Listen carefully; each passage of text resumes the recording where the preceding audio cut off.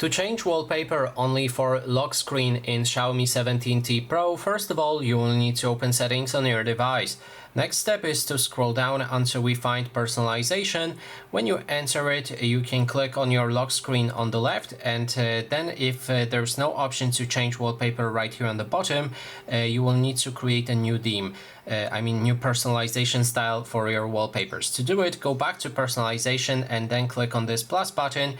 And here, very important thing is to select the photo for your lock screen. Do not bother with home screen yet, just select the one that you want to use for your lock screen, let's say this one. After that, make sure to apply it. When you apply it, you can click on your home screen and then change the wallpaper that you want to have for your home screen.